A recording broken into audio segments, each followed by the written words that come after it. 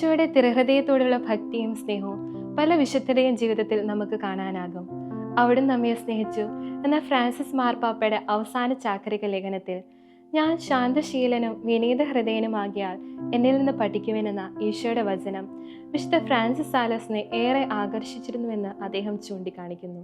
അതീവ ലളിതവും സാധാരണവുമായ കാര്യങ്ങളിലൂടെ നമുക്ക് കർത്താവിൻ്റെ ഹൃദയത്തെ കവരാനാകുമെന്ന് വിശുദ്ധൻ പറയുന്നത് അദ്ദേഹം തുടരുന്നത് ഇങ്ങനെയാണ്: ദൈനംദിന സംശയങ്ങൾ, തലവേദന, പല്ലുവേദന, കടുത്ത പനി, ഭാര്യയുടെയോ ഭർത്താവിൻ്റെയോ തളർത്തുന്ന കാര്യങ്ങൾ, ഗ്ലാസ് പൊട്ടിയത്, അയൽക്കാരൻ്റെ നിന്ദനം, പ്രാർത്ഥനയ്ക്കും ദിവ്യബലിക്കും പോകാനും വേണ്ടി അതിരാവിലെ ഉണരേണ്ടതിന് നേരത്തെ കിടന്നുറങ്ങാനുള്ള തത്രപ്പാട്, ദൈവിക കാര്യങ്ങൾ പരസ്യമായി ചെയ്യുന്നതിലുള്ള ഒരു ചെറിയ ലജ്ജ തുടങ്ങിയ കുഞ്ഞു സഹനങ്ങൾ, അവ എത്ര ചെറുതാണെങ്കിൽ പോലും ഏറെ സ്നേഹത്തോടെ ചെയ്യുകയാണെങ്കിൽ ദൈവത്തെ സന്തോഷിപ്പിക്കാനാകുമെന്ന്.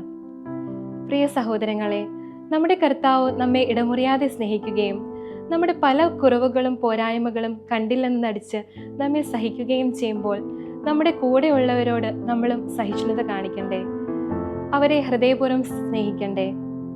ചെറിയ കാര്യങ്ങളിലൂടെ നമുക്ക് കർത്താവിൻ്റെ ഹൃദയത്തെ കവരാനാകുമെന്ന് ഈ തിരുഹൃദയ തിരുനാൾ നമ്മെ ഓർമ്മിപ്പിക്കുന്നു.